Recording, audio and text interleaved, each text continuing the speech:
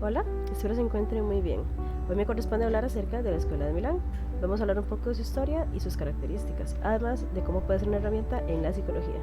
Para introducir un poco el tema, antes en sí de hablar de la historia, quiero recordar lo importante que es el concepto de la familia. La familia es nuestro primer encuentro con la sociedad, es nuestra primer sociedad.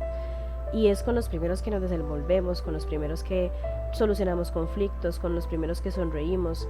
Pero conforme vamos creciendo se vuelve un poco más complicado el resolver estos conflictos porque cada persona representa un mundo, cada persona tiene su perspectiva, cada persona tiene su forma de resolver las cosas, sus gustos, y esto hace que se creen conflictos o roces con los mismos miembros de la familia. Entonces, la Escuela de Milán es una terapia familiar que busca justamente esto, busca resolver esos conflictos que se generan por los roces o por las diferencias que existen, para poder conversarlo, para poder resolverlo, para poder poner las cartas sobre la mesa y decir qué tan grande es realmente ese conflicto o qué tan fácil o qué tan difícil puede ser de resolver. Entrando un poco en la historia, se desarrolló en la década de 1971 a 1980 a través de las investigaciones de un grupo formado por psicoanalistas llegados de Estados Unidos después de estudiar sistémica. La Escuela de Milán es un modelo de terapia orientado a la familia y las relaciones, respaldado por un conjunto de conocimientos técnicos.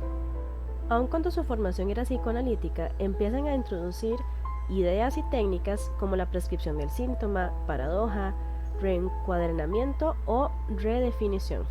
De esta manera se diferencian del modelo psicoanalítico, desarrollando otro modelo terapéutico. El equipo de Milán, en 1980, describe su método de entrevista que ha sido una guía para muchos terapeutas sistémicos. El equipo está formado por 2 terapeutas hombres y 2 terapeutas mujeres para equilibrar al equipo en cuanto a cuestiones de género. El intervalo de cada una de las sesiones es de un mes y se justifica porque, según ellos, los efectos de la entrevista y la intervención final se digieren de forma lenta, puesto que con el tiempo los efectos son más visibles. Se contratan con máximo 10 sesiones. La teoría de sistemas se desarrolla cuando se reconoce que los fenómenos físicos y biológicos pueden presentar en sí mismos la característica de ser una entidad completa donde diferentes partes se interconectan e interactúan entre sí. El equipo de Milán compartía las siguientes hipótesis. La familia es un tema que se gobierna a sí mismo y se autorrige a través de las reglas que se constituyen en el tiempo por ensayos y error, indicando qué es permitido y qué no en la familia y en relación de cada uno de los miembros con los demás. Número 2. Toda conducta verbal o no verbal es una comunicación que afecta a otros y provoca en ellos una respuesta que a su vez es una conducta de comunicación. Recordemos que aunque no queramos comunicarnos, siempre nos vamos a comunicar. La comunicación es algo constante. Nuestro silencio es una comunicación. Y si nosotros mismos, en nuestra forma de actuar, en nuestra forma de hablar, en nuestra forma de dirigirnos a nuestra familia, ya sea que lo hagamos de buena o de mala manera, se va a entender como una comunicación. Y si queremos decir algo bueno pero sale con una mala reacción, y eso también cuenta como comunicación. Si nos preguntan algo y guardamos silencio, incluso nuestra misma cara puede dar respuesta por nosotros. La comunicación es inevitable. Puede ser verbal o no verbal, pero es imposible dejar de comunicarse. La tercera hipótesis es que las familias que presentan conductas que tradicionalmente se diagnosticaban como patológicas en uno o más de sus miembros se rigen por normas peculiares en que las conductas, la comunicación y la respuesta mantienen estas reglas. Entonces, si las conductas no son patológicas, sino que son la expresión de relaciones particulares, bastará con intentar cambiar las reglas para que las conductas sintomáticas desaparezcan. Recordemos lo que dije al principio. El convivir con diferentes personas es algo muy difícil. Cada quien tiene su forma de pensar, cada quien tiene su forma de ver la vida y cada quien mata las pulgas de su manera. Lo que pasa es que cuando yo tengo mi forma de pensar y otra persona no comparte esa misma forma de pensar, empiezan los conflictos. Muchas veces pensamos que los conflictos son enormes, como si fueran montañas que no pudiéramos escalar, pero al darnos cuenta, a la luz de la terapia, que realmente es algo tan sencillo como cambiar simplemente una regla, el hecho de que quizás el problema se esté provocando porque mi esposo siempre deja la toalla en el piso y eso me molesta, pero yo no se lo digo. un problema de comunicación tan sencillo como ese puede resolver muchísimas cosas. Esto es lo que nos dice el tercer postulado. El enfoque de Milal se une, en particular, a los otros enfoques de la terapia familiar relacionados con el periodo conocido como cibernética de primer orden. A la vuelta de la Segunda Guerra Mundial, también nació una nueva rama de la ciencia llamada cibernética, definida como la ciencia de control y la comunicación tanto en el animal como en la máquina. Los requisitos esenciales para el funcionamiento de los sistemas son la comunicación y la regulación a través de la comunicación. Por lo tanto, el concepto de información se vuelve fundamental. Y bueno, esta fue una breve reseña histórica de cómo fueron los inicios de la Escuela de Milán, cuáles fueron sus bases y cuáles fueron sus postulados. Es muy importante recordar que la familia es el centro de cualquier investigación de la Escuela de Milán. Ellos querían ver cómo funcionaba el sistema, ellos querían ver qué tanta información se movía entre ellos, los tipos de normas que se manejan, las diferentes normas que se manejan en los tipos de familia, porque no todas las familias tienen las mismas reglas. Y me pareció muy interesante el hecho de que las terapias se den con tanta distancia, con tanto tiempo entre una y otra, porque normalmente queremos ver el proceso de una forma más continua o de una forma más cercana. El hecho de que sean tan lejanas me es muy curioso. Quizás porque estamos acostumbrados a tener todo ya y a querer todo ya, pero es una terapia que ayuda muchísimo a las personas. Estuve viendo varios casos y tiene una forma muy peculiar de ser. Creo que es una excelente herramienta para cualquier psicólogo y es una muy buena forma de empezar a dar terapias grupales y terapias familiares. También creo que puede unirse mucho a la terapia de Gestalt. Cuando aprendimos la terapia de Gestalt eran varias técnicas que se aplicaban en grupo especialmente, y creo que esto también va muy de la mano.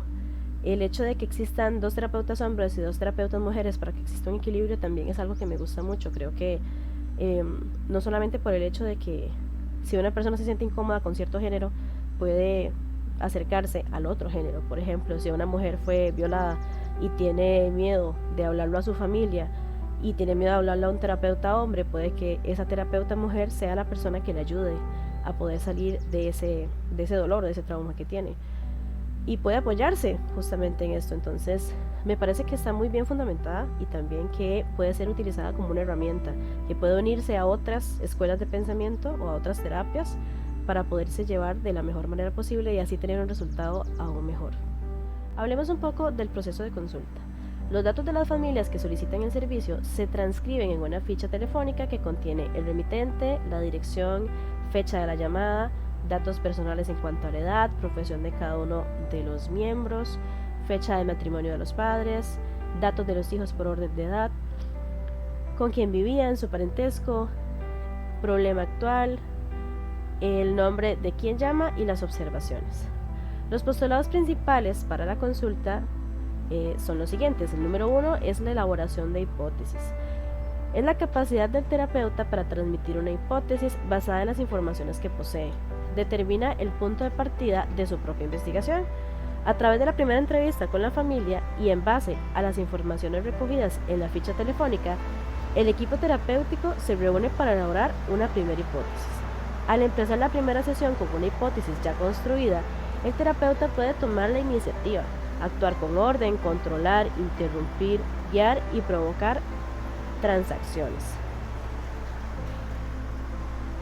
Considero que esto es algo muy importante que requiere muchísima práctica de parte de nosotros como psicólogos. Hay que ver demasiados detalles, hay que hacer las preguntas correctas y hay que entender cómo mezclar toda esta información para yo poder dar el qué creo que está pasando. El hecho de que podamos hacer una hipótesis nos da un norte, nos enseña por dónde ir, incluso puede cambiar al proceso conforme vamos avanzando. Quizás nuestra hipótesis inicial fue errada y es normal, por eso es una hipótesis. Estamos intentando llegar al verdadero problema. Conforme vamos avanzando se va a ir dando más información y lo importante es saber en qué momento cambiar y qué dirección tomar. Nosotros como psicólogos tenemos que tener la habilidad de poder leer a nuestros pacientes y en especial a este tipo de familias que vienen con X o Y problema y que nosotros podemos ver, podemos guiar, podemos provocar con ciertas preguntas qué es lo que realmente necesitamos que ellos saquen para que puedan sanarse. Me parece sumamente importante el aprender a hacer hipótesis de la manera correcta, el observar lo que tenemos que observar, las actitudes, las reacciones ante ciertas preguntas, las reacciones de los miembros a cuando alguien está hablando o contando una historia, cuando estamos preguntando cómo reaccionan los niños, cómo reaccionan los padres, cómo reacciona el abuelo, la abuela, el tío, cualquier persona que viva dentro de esta familia, dentro de este núcleo familiar. Es importante destacarlo y es importante para nosotros aprender a leer estas personas. Me parece muy útil porque si tenemos un norte podemos avanzar. No importa si en medio del camino el norte cambia, no importa si el camino tiene que irse al otro lado completamente, pero por lo menos con la hipótesis tenemos hacia dónde ir. El segundo postulado es la circularidad. Es la habilidad del terapeuta para realizar preguntas circulares. Se trata de indagar de qué modo ve un tercero una relación diádica, es decir, todo miembro de la familia será invitado a decir cómo ve la relación entre los otros dos miembros. Es importante que al poner preguntas de tipo circular obtengamos información simultánea al objetivo que queremos introducir. Esto se conoce como inputs. Son conexiones entre distintos hechos, permitiéndonos adquirir a nosotros como terapeutas una nueva visión del problema. Y es lo mismo que les venía hablando con la hipótesis. El hecho de que nosotros podamos hacer preguntas que nos ayuden a poder ir abriendo más camino, a poder ver más reacciones, es esencial. Es parte de las habilidades que tenemos que ir desarrollando. El postulado número 3 sería la neutralidad. La neutralidad es la capacidad del terapeuta de no tomar partido por ninguno y no preferir una evaluación alguna. El hecho de emitir un juicio cualquiera, sea de apropiación o desaprobación, implica implícita o inevitablemente una alianza con alguna de las partes. Nosotros tenemos que ser objetivos y no subjetivos. No porque el hecho de que lo que dijo esta persona me recordó a X persona y ya la agarré entre ojos porque qué barbaridad, ¿cómo va a ser así? Eso no puede pasar con nosotros. Nosotros tenemos que ser completamente neutros, no podemos tener subjetividad en el proceso.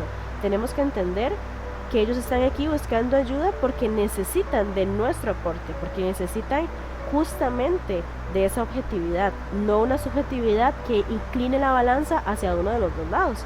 El equipo de Milán también pone especial cuidado en captar y neutralizar lo antes posible cualquier tentativa de coalición, seducción o relación privilegiada con nosotros, realizada por algún miembro o subgrupo de la familia. El terapeuta solo puede ser efectivo en la medida en que se coloque y mantenga en un nivel diferente de la familia. El último postulado de los principales sería la connotación positiva. Es la forma como el equipo de Milán denomina una conducta, problema o síntoma.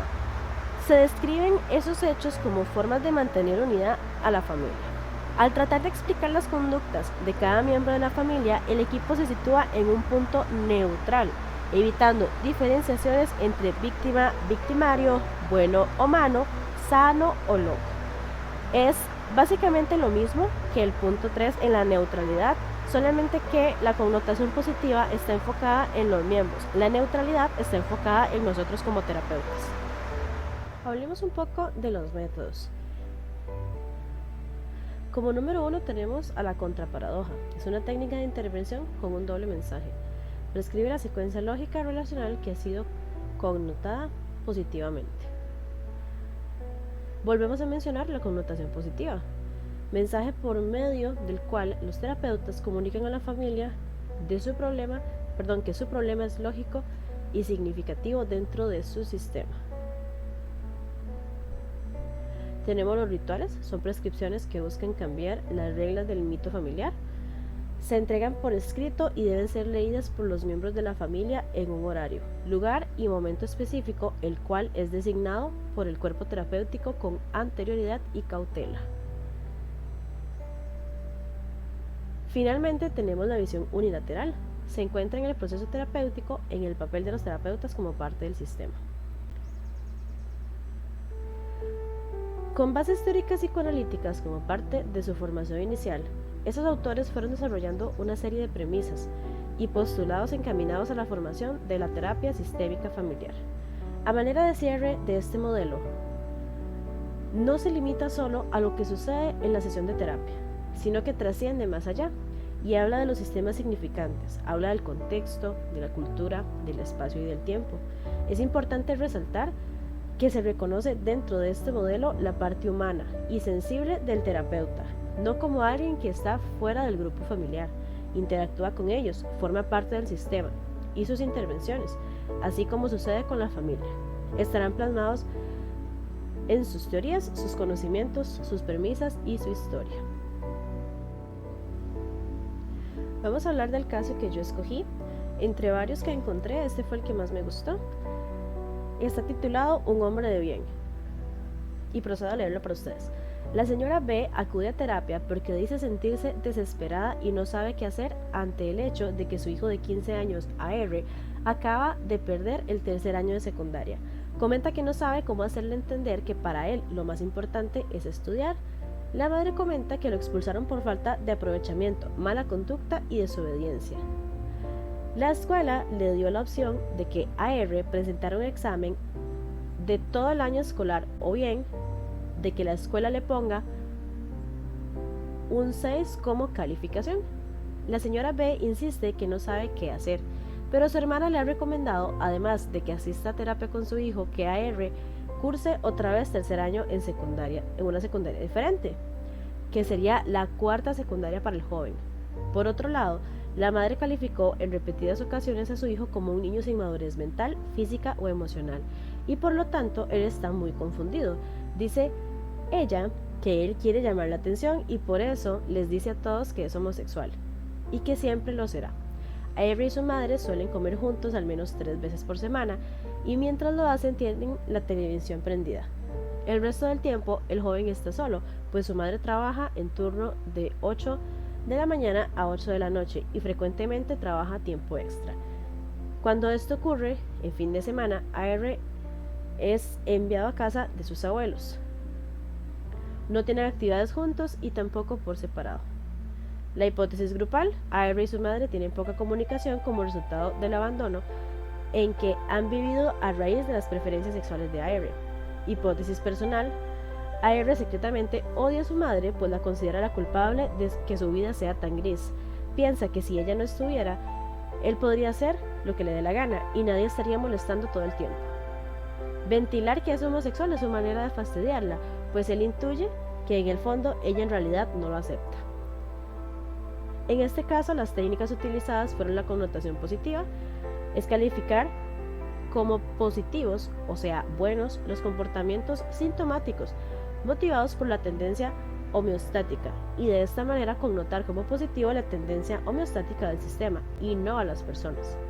Estoy viendo que ustedes son una mamá y un hijo cuyas circunstancias de vida no son comunes, o sea, no es una situación común el que, sin lugar a dudas, como usted lo dijo, trate de darle lo mejor a su hijo, y eso significa que para darle lo mejor, para darle una escuela privada, una mejor formación, se requiere de dinero, y pues usted no solamente cumple con un horario, sino que va más allá del horario común de trabajo, y en términos técnicos no es común, su vida no es común porque usted no está un buen tiempo o la mayor parte del día con AR. En mi opinión, el terapeuta connotó positivamente el hecho de que la madre pasa muy poco tiempo con su hijo, siendo esta la conducta que precisamente está manteniendo el problema, pues como él mismo comentó en otra parte de la sesión, es difícil convertirse en un hombre de bien a control remoto. Preguntas circulares son aquellas ideas para revelar las relaciones diferentes y las diferencias entre relaciones. Por ejemplo, ¿cómo te explicas que tú y tu mamá no hablan mucho? Con esta pregunta, el terapeuta logra que la madre escuche la explicación de su hijo, que su hijo le da a la situación que ambos viven, y al escuchar otra realidad se abren nuevas alternativas de acción. Con este caso me pareció muy interesante el ver los detalles que desata el terapeuta como parte relevante de, por ejemplo, el hecho de que la mamá no se diera cuenta que el trabajar horas extra era realmente el problema. Y también me pareció muy interesante que el niño intentara manipular por medio de decir que es homosexual, sabiendo que esto le iba a molestar a su madre. Muy probablemente simplemente no lo era, nada más que él quería llamar de cierta forma la atención de su madre o molestarle, porque él estaba molesto con otras cosas y no tiene la forma de decirlo, no tiene la madurez para decir: mamá, me molesta que estés trabajando tanto, mamá, no quiero estar en esta escuela, mamá, etcétera, etcétera. Y su forma de hablar o su forma de expresarse se dan de maneras en donde él dice: ok, voy a molestar a mamá, tal vez ella logre entender lo que yo quiero decir sin tener que decirlo. Me pareció muy particular y muy peculiar el hecho de que ellos tenían que cambiar ciertas actitudes que la madre considera correctas, porque la mamá nunca va a entender que el error estaba, o por lo menos antes de la terapia, de no asistir a terapia, nunca iba a entender que el error estaba en dejarlo solo, en dejarlo tanto tiempo con sus abuelos, con la soledad de un televisor, de una computadora, y ella estar completamente ausente. La forma en que este niño se relaciona con los demás, el hecho de sus conductas con la escuela, el hecho de que haya cambiado tantas veces de escuela, también genera muchos problemas, le da mucha inestabilidad al chico. Muchas veces hay que enfrentar el problema, lejos de simplemente irnos de un lugar a otro. En mi opinión, creo que hubiera sido bueno que el chico repitiera el año en la misma escuela. Creo que es parte de la madurez que necesitaba. Además que no estaba listo para seguir haciendo cambios. Creo que la inestabilidad que él tiene, o que se presenta en el caso, era justamente por la inestabilidad que se le daba, tanto emocional como en su vida escolar. En su vida de casa también había mucha inestabilidad. El hecho de que salieran 3 veces a la semana no era suficiente, porque no se hablaban de temas que realmente se necesitaran. Es simplemente algo como por cumplir, y la mamá lo hacía como por un hecho de responsabilidad de: tengo que salir con mi hijo, tengo que darle tiempo. Pero si nos ponemos a pensarlo bien, él sentía que ese tiempo no era lo suficiente, no era realmente tiempo para él, era un compromiso, no era porque la mamá le nacía hacerlo, sino porque era una responsabilidad y un cargo de conciencia que ella tenía para con el niño. Creo que la hipótesis personal de este terapeuta fue muy acertada. La verdad es que sí, el niño definitivamente, yo considero también que culpa mucho a su madre de su vida, de que sea tan triste, tan gris. No sé acerca del padre del niño, porque el caso no lo dice, pero creo que fue muy importante el hecho de atacar el problema desde la raíz con respecto a la mamá. El niño simplemente estaba haciendo un reflejo de lo mal que se llevaba la vida en casa, y para poder hacer a ese niño un hombre de bien había que cambiar muchas cosas. Así que este fue el caso que yo escogí, me gustó muchísimo, me llamó mucho la atención. Es un caso que no encontré una conclusión al respecto. De hecho, que en la mayoría de casos que busqué no encontré una resolución del caso, pero me pareció sumamente interesante el hecho de que se dieran tantas cosas al mismo tiempo. Y lo escogí específicamente porque fue una familia, o es una familia muy pequeña. Estamos hablando solamente de una mamá y su hijo, y muy de vez en cuando los abuelos. Cuando estamos en el contexto de bases sistémicas, hay que tener en cuenta ese tipo de cosas. El hecho de que no todas las familias son iguales, el hecho de que una persona ajena a la familia en el sentido de sangre puede sí ser miembro de esa familia. Puede que una amiga muy cercana a mía se vea como una tía dentro de la familia, y eso cuenta como parte del sistema.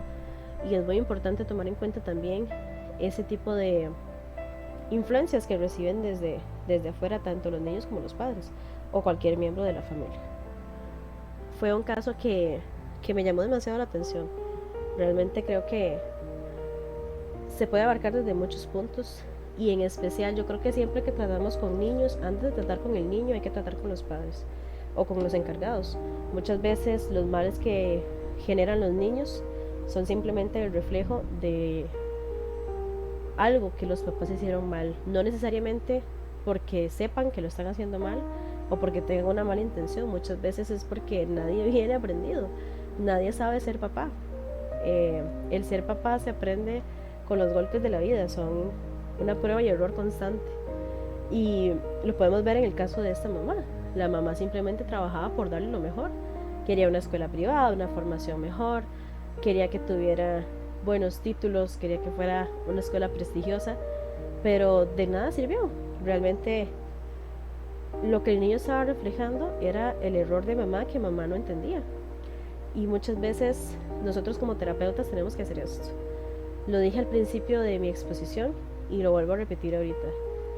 Los problemas tienen que ponerse como cartas sobre la mesa para saber qué tan grandes o qué tan pequeños son. En realidad este problema tuvo una solución muy sencilla. Mamá no tenía por qué seguir trabajando horas extra para mantener una escuela que al fin y al cabo no estaba dando frutos. Y lo que más necesitaba el niño era atención, era amor, era realmente sentir genuinidad en el cariño de mamá. Y así como con este caso, pues nos va a tocar muchos otros a lo largo de nuestra carrera como terapeutas. Y es muy importante destacar los detalles como las quejas del niño. Ese niño estaba gritando con su actitud que quería atención. Y la mamá incluso lo dice cuando se le entrevista, el hecho de que es que él lo hace por llamar la atención, pero sinceramente ella no entiende a la atención de quién está llamando. Lo que quería simplemente era cariño genuino de mamá, era esa unión familiar. Quizás la ausencia de ese padre también tenga mucho que ver con las actitudes que el niño toma. Entonces, qué importante es realmente nuestro trabajo como terapeutas para guiar a las familias, para enseñarles qué camino tomar. Lo importante en este caso de la escuela de Milán, de por ejemplo sacar una hipótesis acertada, o por lo menos lo más cercana posible, incluso la hipótesis grupal, que me pareció muy acertada también por el hecho de que existía muy poca comunicación y existía un abandono por parte de mamá sin darse cuenta. Y eso simplemente se sacó con la hipótesis, realmente no era algo que se sabía a ciencia cierta. Y conforme fue avanzando el caso, conforme fueron avanzando las terapias, se fueron sanando esos mismos problemas que se dan justamente por lo mismo, ¿verdad? Por la ignorancia de mamá, por las malas creencias del niño y por todas las deficiencias emocionales que existen en la familia. Esta fue mi exposición al respecto de la escuela de Milán.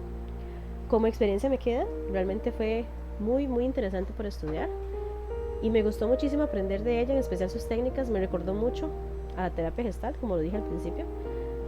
Me parece sumamente interesante y muy útil. Realmente nos vamos a topar mucho con problemas familiares y terapias familiares que tendremos que abarcar, y la escuela de Milán está muy bien fundamentada para poder abarcar estas terapias familiares. Espero que les haya gustado y que les sea de utilidad.